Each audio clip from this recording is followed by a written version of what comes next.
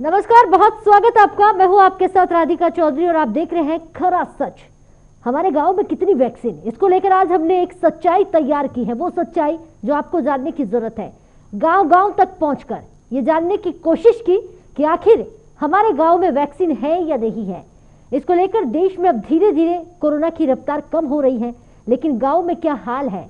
क्या जनता तक वो वैक्सीन पहुंच रही है जिसके दावे सरकार कर रही है? क्योंकि गांव की जनता को भी पूरा हक है उन तक वो वैक्सीन पहुंचे, लेकिन हालात गांव के सच्चाई से कोसों दूर है। और इसी सच्चाई को जानने के लिए हमारी टीम गांव गांव जाकर ये देख रही है कि आखिर गांव में कोरोना के हालात है क्या, असल में क्या है। क्या सरकारों की सुविधाएं गांव के हर घर घर तक पहुंची है? क्या गांव में कोरोना के आंकड़ों में कमी आ रही है? चलिए जानते हैं। इसको लेकर बात उत्तर प्रदेश के बांदा की करेंगे, क्योंकि जनता के लिए ये जानना जरूरी है कि हमारे उत्तर प्रदेश के गांव हो या फिर राजस्थान के, हरियाणा के अलग अलग गांव में स्थिति क्या बनी हुई है। बांदा की करें तो आखिरकार बांदा में कोरोना के हालात क्या है, इसके लिए देखिए।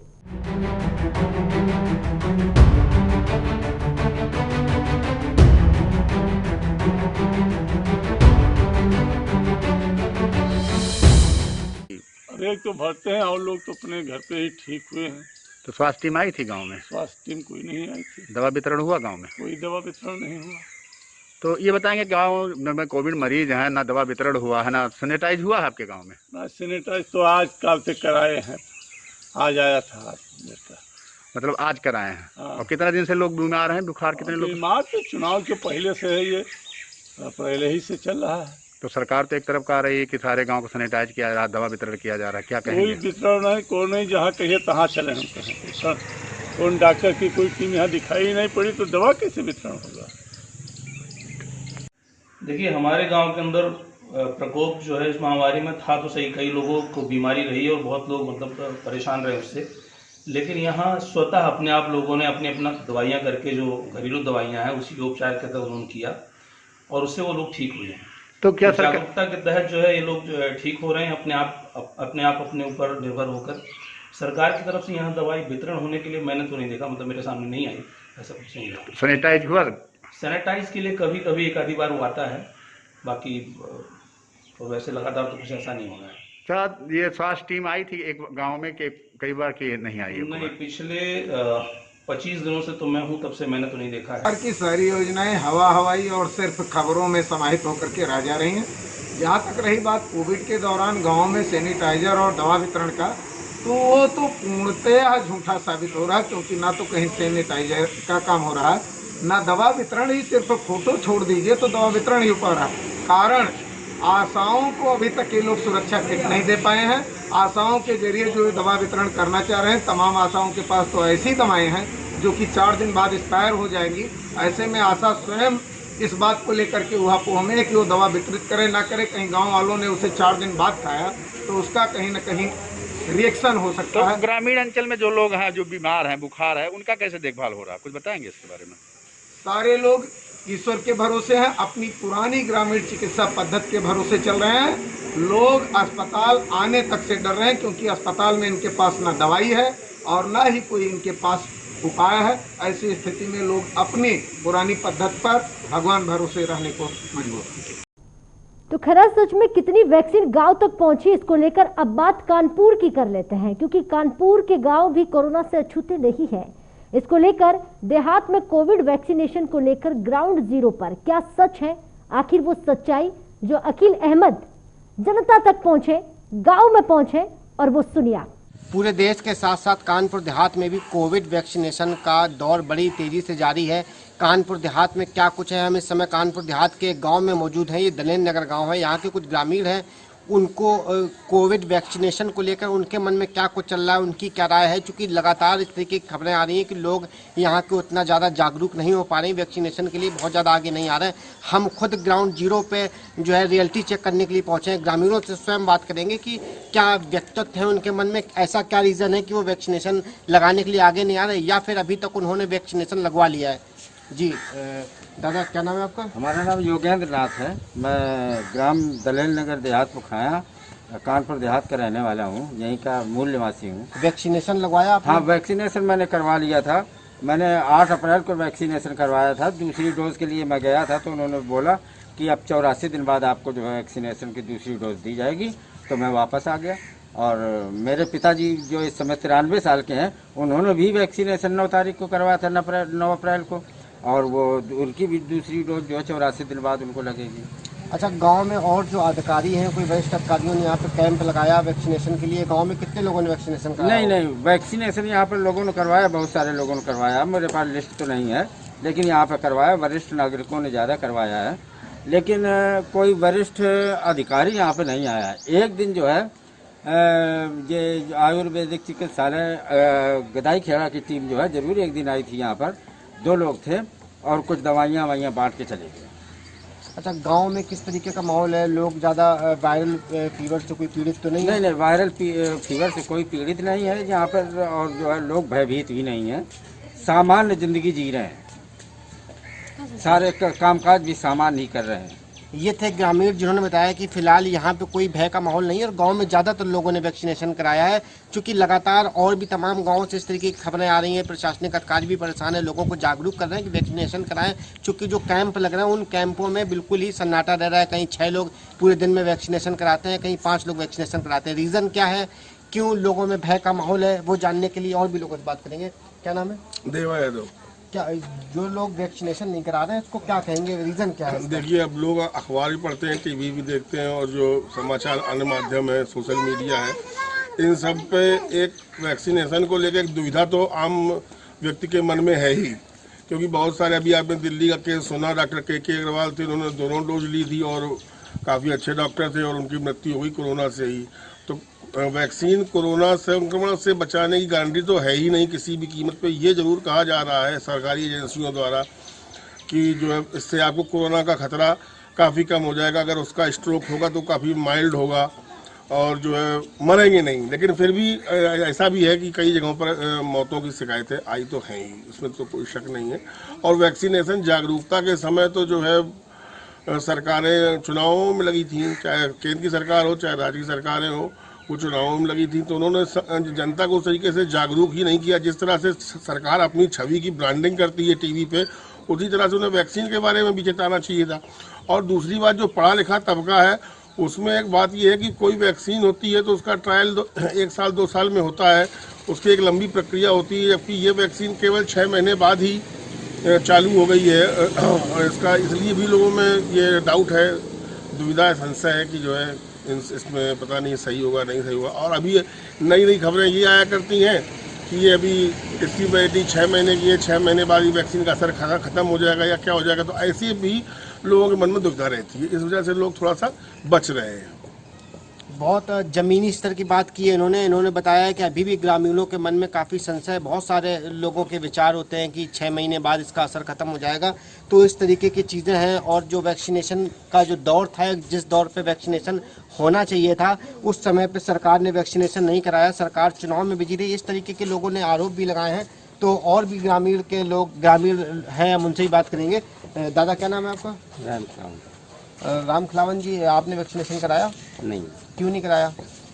हम तो हमेशा साल भर बराबर अस्पताल में प्लम्बरी काम करते रहते हैं और जो दवा की ज़रूरत होती है वहाँ से ले लेते। तो वैक्सीनेशन जरूरी था, आपने वैक्सीनेशन क्यों नहीं करवाया? टीका क्यों नहीं लगवाया आपने? क्यों नहीं लगवा रहे? लगवाएंगे अभी आप टीका? अभी नहीं लगवाया। क्यों नहीं लगवाएंगे? परेशानी नहीं तो क्या?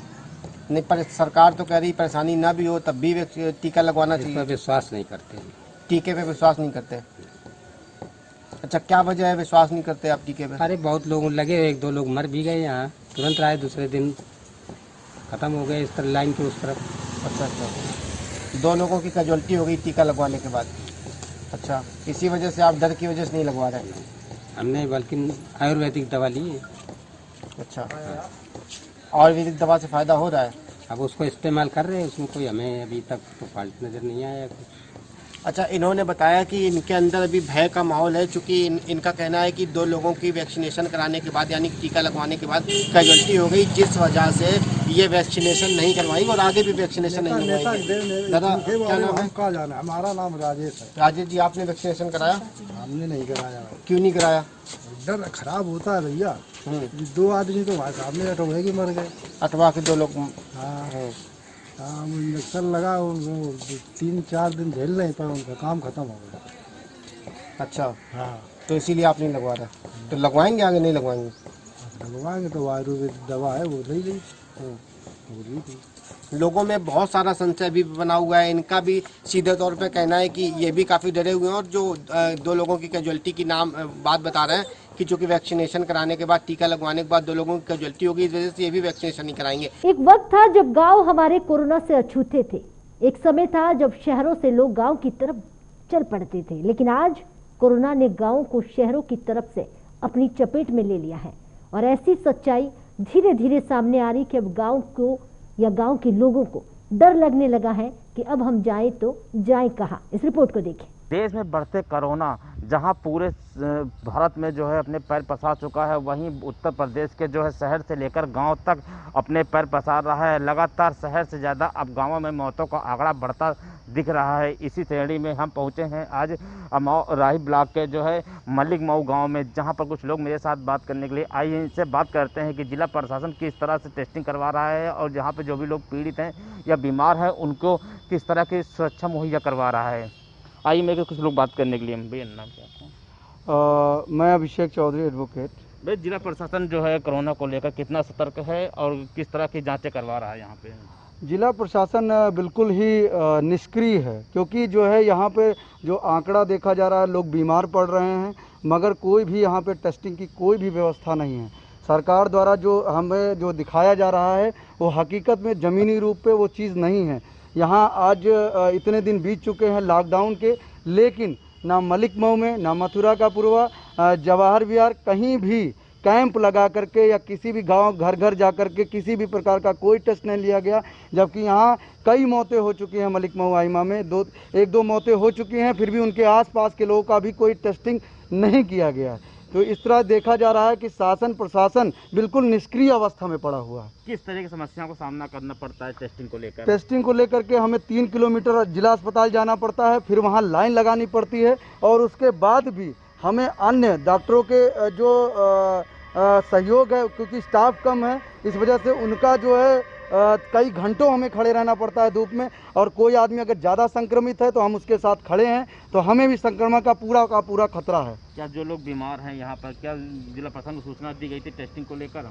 और बिल्कुल, अगर मौतें हो रही हैं तो जिला प्रशासन की नज़रों में ये है कि यहाँ पे मौतें हुई हैं, तो उनकी भी ये जिम्मेदारी, नैतिक जिम्मेदारी बनती है कि वो आकर के आसपास के लोगों का टेस्ट करें, और ताकि जो लोग संक्रमित हैं उनको होम क्वारंटाइन या उनको उचित जो है उपचार किया जाए। देखिए मेरे साथ इनका साफ कहना है कि जो भी लोग यहाँ पर मुख्यालय से चंद कदमों की दूरी पर ये गांव स्थित है, और भी कुछ लोग बात करने इनसे ये बात करते हैं। भैया क्या नाम है आपका? जी मेरा नाम है अतुल पटेल। भैया जी कोरोना से कितने पीड़ित हैं, कितने लोग, और जिस तरह से बीमारी है उस तरह जिला प्रशासन किस तरह से टेस्टिंग कर रही है और सैनिटाइजिंग की क्या व्यवस्था है आपके गाँव में? बीमारी की बात की जाए तो मान लीजिए कि कोई घर बाकी नहीं है जहाँ पे सर्दी जुकाम बुखार वाले पेशेंट यहाँ पे नहीं हैं। और ये जो है प्रशासन को भी कई बार जानकारी दी जा चुकी है कि यहाँ पे कुछ जो है उचित व्यवस्था की जाए इसकी। ये जो है प्रशासन जो है एकदम पूरी तरह से निष्क्रिय हो चुका है, और यहाँ पे कोई ट्रीटमेंट की कोई व्यवस्था नहीं है। अगर जांच के लिए भी जाओ तो कोई जांच, किसी प्रकार की कोई जांच नहीं हो रही है। नगर पालिका की तरफ से, जिला प्रशासन की तरफ से टेस्ट वो जो सैनिटाइजिंग हो रही है गांव में, इसकी क्या व्यवस्था है? सैनिटाइजिंग यहाँ पे मतलब नथिंग ही है, यहाँ पे कोई सैनिटाइजिंग नहीं हुई है, किसी प्रकार की कोई सैनिटाइजिंग नहीं हुई है। और भी कुछ लोग बात करने के लिए इनसे ये बात करते हैं और जानते हैं कि किस तरह से जिला प्रशासन कोरोना को लेकर सतर्क है। भैया क्या नाम है आपका? मेरा नाम शिवम है। लगातार जिस तरह से कोरोना के आंकड़े बढ़ते जा रहे हैं पेशेंटों को लेकर, और मौतें भी गांव शहर से ज़्यादा गाँव में हो रही हैं, उसको लेकर जिला प्रशासन किस तरह से सतर्क है और किस तरह से सुरक्षा दे रहे हैं? मतलब कोई भी हो काम मतलब सही नहीं है, न जांच हुई है, और जिला अस्पताल जो 3 किलोमीटर यहाँ जाना पड़ता है, जहाँ लाइन लगानी पड़ती है, इसमें मतलब कोई भी कुछ है नहीं। जिला प्रशासन मतलब कोई भी काम सही से नहीं हो रहा। टेस्टिंग के लिए गाँव में कोई नहीं आ रहा? नहीं, कोई नहीं आ रहा, न सैनिटाइज किया गया है, कोई मतलब कार्य एकदम सही नहीं है। जी रायबरेली वीवीआईपी शहरों में शुमार जरूर है, लेकिन जिस तरह से कोरोना के यहाँ केस है जो शहर से ज़्यादा गाँवों में बढ़ता जा रहा है और मौतों का आंकड़ा भी शहर से ज़्यादा गाँवों में फैलता जा रहा है। वहीं हम आज पहुँचे हैं रायबरेली के जो है मलिक मऊ गाँव में, जो मुश्किल से चंद मुख्यालय से 3 से 4 किलोमीटर की दूरी पर स्थित है। यहाँ के लोगों का साफ कहना है कि यहाँ पर कई मौतें भी हो चुकी हैं। अभी भी कई लोग सर्दी जुकाम और खांसी जैसी गंभीर बीमारी से जो है पीड़ित हैं। ये कोरोना है या आम वायरल फीवर है या वायरल जो है आम खांसी आए है, ये तो जांच के बाद ही पता चल पाएगा। चलिए बात राजस्थान की कर लेते हैं।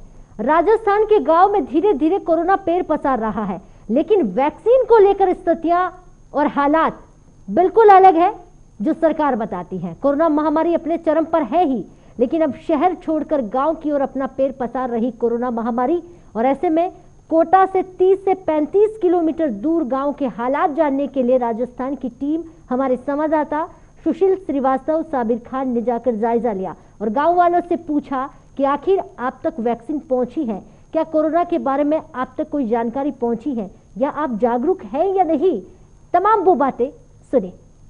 अभी इसी बीच हम पुनः हेमराज जी से एक सवाल और करना चाहेंगे कि हेमराज जी, अभी जो महामारी अपना रूप जो है बच्चों पे जो असर दे रही है उसके विषय में क्या कहेंगे आप? जी, उससे बहुत मतलब दुख की बात है। मेरे दोसा की भी आज सुन रहे हैं तो बच्चों में तो कहीं न कहीं उसके लिए सरकार अलर्ट होगी है और सरकार ने पूरी व्यवस्था मतलब सरकार की तरफ से पूरी करवा दी। यहाँ भी हॉस्पिटल में बच्चों के लिए अलग से व्यवस्था करवा दी है।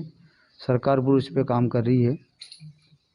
सरकार ने यहाँ को पहले से व्यवस्था कर रखी है ताकि कोटा में बच्चों की दिक्कत नहीं बढ़ी। बिल्कुल बिल्कुल पूरी व्यवस्था वैक्सीन सब लगवा लिए और भी बहुत बढ़िया है, अच्छी चल रही है अभी, और अभी कोई महामारी नहीं है। कोरोना की इस महामारी में सरकारी कागजों में आंकड़े भले ही ठीक ठाक हो, लेकिन ग्रामीण इलाकों में ये सच्चाई नहीं है। आखिर इस सच्चाई को जानने के लिए जग 24/7 न्यूज की टीम गाँव में पहुंची और घूम घूम कर पूरी स्थितियों को आपके सामने रखने की कोशिश की, रूबरू करवाने की कोशिश की। आपको दिखाते हैं सुल्तानपुर के हालात क्या है। 5000 आबादी वाला इस गांव में अब तक कोरोना सिस्टम वाले 2 दर्जन लोगों की मौत हो चुकी है। मुस्लिम बाहुल्य इस गांव में किसी की मौत के बाद मस्जिद से लाउड स्पीकर से मिट्टी का ऐलान कर दिया जाता है, लेकिन गांव वालों में दहशत ना फैले इस लिहाजे से मस्जिद से ऐलान भी बंद कर दिया गया है। इतना ही नहीं, कुछ लोगों ने तो दहशत में गांव छोड़कर लोग कहीं और चले गए हैं। अब सवाल यह है कि आखिर लोग गए कहाँ हैं, क्योंकि गांव में कोरोना, शहरों में कोरोना, और गांव के लोग कितने डरे हुए हैं। क्या यकीनन सरकार जो आंकड़े हमारे सामने बयान कर रही है, क्या सच में कोरोना की स्थितियों को हमने काबू कर लिया है? क्योंकि ये जानने का अधिकार है आपका और सच दिखाने का हमारा अधिकार। तो सुल्तानपुर की रिपोर्ट्स हमारी पूरी टीम के साथ देखिए। कुड़वार विकासखंड के रंकेडी गांव में खड़ा हूं। अब मैं आज बात करते हैं कि कोरोना की दूसरी महामारी में किस प्रकार से लोगों की जानें गई हैं। आइए हम बात करते हैं इस क्षेत्र के जिला पंचायत सदस्य प्रतिनिधि से जो है। जी, आपका नाम क्या है? जिला पंचायत सदस्य प्रतिनिधि जफर अहमद खान। आपके यहाँ कितनी मौतें हुई हैं? हमारे यहाँ 28 मौतें हुई हैं। लगातार समझ लीजिए कि आज इस समय जो है मौत होने के कारण आज तक स्वास्थ्य विभाग ने किसी तरीके से यहाँ पे कोई ऐसी व्यवस्था नहीं दी जिससे जो है हमारे गांव में किसी मेडिकल लाइन से या किसी डॉक्टर या ट्रीटमेंट की वजह से हमारे यहाँ सरकारी महकमे की बात कर रहा हूँ, ये लोग किसी तरीके से एक्टिव नहीं हुए कि हाँ इस गांव में जाके जो है हम इस ट्रीटमेंट करें, बढ़िया से इलाज करें, लोगों को आश्वासन दें। हमारे गांव में माइक में ऐलान होता था तो उसको भी बंद करा दिया गया कि लोगों के अंदर भय हो जाता है, इसकी सूचना ना दिया जाए किसी तरीके से। लोग इतने भयभीत थे, उसके बावजूद भी ये आपके सामने बिल्डिंगें दिख रही हैं, ये एनएम सेंटर है, ये आयुष्मान है, इतनी भी हमारे यहाँ बिल्डिंगें खड़ी हैं सब स्वास्थ्य केंद्र की, मगर यहाँ ना डॉक्टर उपलब्ध है, ना यहाँ किसी तरीके से मेडिकल सेवा उपलब्ध। मतलब हम चाहते हैं कि हमारे क्षेत्र में कम से कम यहाँ जांच केंद्र बने। यहाँ लोगों को जांच कराने के लिए सुल्तानपुर जाना पड़ता है। लॉकडाउन में कौन जाएगा? जब लॉकडाउन लगा है तो आप समझिए जांच कराने की समस्या हमारे यहाँ बहुत ख़राब है। अल्ट्रासाउंड कराने के लिए बड़ी समस्या ख़राब है। हम इस सोनोग्राफी अगर हमको कराना पड़ता है तो पता लगा हमको जिला जाना पड़ेगा। तो इस संबंध में हम चाहते हैं कि कम से कम सरकार के पास इतने भी पैसे डोनेट किए गए, इतने भी पैसे आए जहाँ से, उस पैसे को कहाँ लगाया जा रहा है? मेरे गांव में इतनी बड़ी भयंकर बीमारी महामारी के कारण इतना बड़ा हुआ जो है किसी तरीके के जो बीमारियां हैं उसको दूर करने के लिए हमारे अंदर जांच केंद्र बनाया जाए, जिससे यहीं जांच हो, यहीं इलाज होना चाहिए। और क्या कुछ लोग बीमार हैं अभी? हाँ, बीमार हैं, इन्फेक्टेड हैं, आज डबल निमोनिया का शिकार हो रहे हैं। कोई ठंडा पानी नहीं यूज कर रहा है। आज 2 महीना हो गया है, हम लोग ठंडा पानी कतई नहीं यूज कर रहे हैं, जो कि गर्मी के महीने में अगर आप ठंडा गर्म पानी ले रहे हैं तो शरीर आपकी सुस्त हो जाती है। आपको जिस तरीके से वातावरण में रहना चाहिए उससे जो है आपको परेशानी है, मगर मजबूरी है कि हमको दवा उपलब्ध नहीं हुई, हमारे पास कोई चीज़ की सरकार की तरफ से कोई व्यवस्था नहीं है। लचर व्यवस्था है, सरकार को जो है ये लोग बदनाम करने में लगे हैं। सरकार पता नहीं क्या कर रही है। ऐसे कर्मचारी, ऐसे डॉक्टरों के ऊपर जो उनको कह नहीं पा रहे हैं अधिकारी या अफसरान की कर्मचारियों को आप जाइए क्षेत्र में जो है भ्रमण कीजिए, किसी तरीके के जितना हो सके आप लोग कम से कम उनको आश्वासन दीजिए।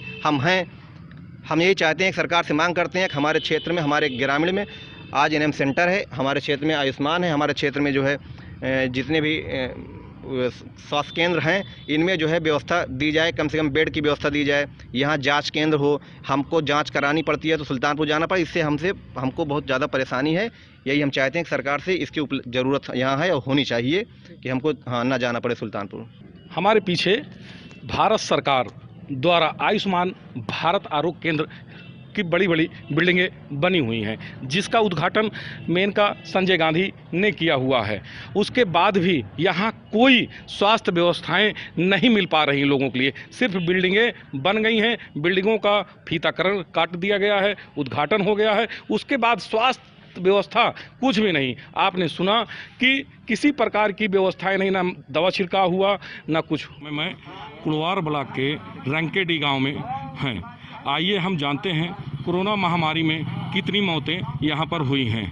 इस समय हमारे साथ ग्राम प्रधान के नवनिर्वाचित प्रधान ग्राम प्रधान हैं रंकेडी के। आइए हम उनसे बात करते हैं। प्रधान जी बताइए कितनी मौतें यहाँ पर हुई हैं? लगभग सर 24 मौतें हुई हैं सर। 24 मौतें हुई हैं? जी सर। जो मौतें हुई हैं वो कैसे सिस्टम थे उनके अंदर? नए सिस्टम थे ही सर सर्दी जुकाम और जकड़न से सब पीड़ित थे सर। और यहाँ जैसे 1 दिन 2 दिन होता था तो यहाँ दवा लेके कुछ ठीक ठाक हो, जब जैसे कुछ ज़्यादा सीरियस हुए फिर जिला अस्पताल तक लेके गए। वहाँ सर पहुँचे तो ऑक्सीजन नहीं मिली और इस वजह से सब दम तोड़ दिए सर। ज़्यादातर समस्या ही रही सर। इसकी शिकायत आपने कहीं किया? नहीं सर, लिखित शिकायत तो नहीं की है। बाकी जो सर मौखिक तौर पे की गई थी, स्वास्थ्य विभाग की टीम आई थी, यहाँ कुछ लोगों को टीका लगाई और कुछ लगभग 100 लोगों का सैंपल लेके गई सर। और लेकिन आज तक रिपोर्ट ही नहीं आई सर। सबसे बड़ी दुख की बात यही है। अगर रिपोर्ट आती सर, जो भी लोग संक्रमित थे या जो भी पॉजिटिव निगेटिव आते तो उसी तरीके से अगर कुछ लोग इस तरह से मिलते तो उनका जो कुछ बेहतर इलाज होता तो हम ये मान के चलते हैं कि अगर सब ठीक रहेगा तो स्थिति और भी सामान्य हो जाती अब तक। क्या इस समय भी कुछ लोग संक्रमित हैं? हाँ, लगभग मान के चलिए 30 लोग हैं सर जो अभी भी सर्दी जुकाम जकड़न से अभी भी। उनके अंदर कौन से लक्षण हैं? यही सर सर्दी जुकाम जकड़न वाली खांसी वाली ये सब दिक्कत है सर। आपने सुना कि सर्दी जुकाम से सभी पीड़ित थे और लगभग 2 दर्जन से अधिक लोगों की मौतें यहाँ पर हो गई हैं। अब हम ग्रामीण से बात करते हैं। और आपका क्या नाम है? बिलाल अहमद खान। कितने मौतें यहाँ पर हो गई हैं? प्रधान जी रिकॉर्ड में तो 20 से 24 है, लेकिन हमें जो अंदाज़ा है 28 मौतें हुई हैं बच्चों को लेकर के। उनके अंदर कौन सा सिस्टम थे? सिस्टम तो यही कोरोना लक्षण था। जांच नहीं हुई, लेकिन ज़्यादातर पेशेंट को हम खुद देखे हैं। क्या यहाँ पर प्रशासन द्वारा कोई छिड़काव या कुछ कराया गया, दवा वितरित कराई गई कि नहीं कराई गई? शुरुआत में हम लोगों ने शिकायत की थी, गांव वालों ने शिकायत की थी, तो उसमें जो है कुछ छिड़काव भी हुआ था गांव के अंदर। वो भी मतलब जो एक्टिव थे उन्हीं के यहाँ हुआ, बाकी पूर्वा में नहीं हुआ, ज़्यादातर नहीं हुआ। हम लोग डिब्बा में भर के ले गए और यहाँ सैंपल ले गए थे कोरोना जाँच की, आज तक कोई रिपोर्ट नहीं है। 100 लोगों को गया था, टीका 1 दिन लगा, फॉर्मेलिटी पूरी करके चले गए, दोबारा दिखाई नहीं दिए। और हम लोग जिसको भी दिक्कत होती थी यहाँ दिखाते थे, उसके बाद जिला अस्पताल ले जाते थे। जिला अस्पताल में कोई व्यवस्था नहीं थी, कोई डॉक्टर नहीं था। अभी भी कुछ लोग बीमार हैं? अभी बीमार हैं कुछ लोग। कितने लोग होंगे? 30 से 40 लोग बीमार होंगे। तो क्या किसी प्रकार के दवा उनको दिया जा रहा है कि नहीं? सब प्रशासन अब जो यही मेडिकल हैं और जो डॉक्टर हैं, उन्हें दवा चल रहा है, इलाज हो रहा है। आपने सुना कि प्रशासन द्वारा किसी प्रकार की कोई व्यवस्थाएं यहाँ पर नहीं की जा रही हैं। एक बार छिड़काव कराया गया और उसके बाद छिड़काव भी नहीं कराया गया। इतना ही नहीं, 5000 लोगों की आबादी है, 100 लोगों का जांच किया गया और जांच रिपोर्ट भी आज तक नहीं दी गई। 1 महीना लगभग बीतने वाला है। आइए इसी संबंध में हम और आगे बात करते हैं। इस ग्राम सभा के क्षेत्र पंचायत सदस्य से बात करते हैं। आपका क्या नाम है? मोहम्मद अबार खान। आप क्षेत्र पंचायत सदस्य? हाँ ठीक, हम क्षेत्र सदस्य रंगे ठीक है। कितने लोगों की मौतें हुई हैं आपके ग्राम सभा में? 28, हमने गिनती गिना 28 बच्चों को लेकर 28 आदमी मरे हैं। 28 लोगों की मौतें हुई हैं। कम से कम 10 आदमी तो गाँव छोड़ के भाग गए। जिस दिन 4 मौत हुई, एक साथ में 4 मौत हुई थी रंगेटी में। और क्या कोई जांच वांच किसी के? कोई जांच नहीं, जांच के नाम पे कुछ नहीं है। दवा ववा किसी को? कोई दवा नहीं है। जो लोकल डॉक्टर से इन्हीं से आदमी काम चलाया है और जो ज़्यादा सीरियस हो सुल्तानपुर जाता था वो वापस चला आता था। वहाँ कोई व्यवस्था ही नहीं थी। जिला अस्पताल में कोई व्यवस्था नहीं। सबकी मौतें जो है हाँ, सर्दी सब ऑक्सीजन लेवल घट गया था सबका टोटल। आपने सुना कि किसी प्रकार की प्रशासन द्वारा कोई व्यवस्था नहीं किया गया था। इतना ही नहीं, भय के कारण आपके अनुसार लगभग 10 परिवार गांव छोड़कर यहां से बाहर चला गया था। कहां के रहने वाले हैं? आपके घर का पता लगा कोई एक्सपायर किया है? जी, मेरी भाभी का इंतकाल हो गया। तो क्या पूरे घर की जांच हुई कि नहीं हुई प्रशासन द्वारा? कुछ भी प्रशासन की तरफ से कोई भी कार्रवाई नहीं हुई। आप लोगों को दवा ववा कुछ नहीं मिली? नहीं, कुछ कोई जांच नहीं, कोई दवा नहीं। हमारे गांव में जांच हुई थी, उससे करवाई, उसकी रिपोर्ट नहीं आई। क्या नाम है?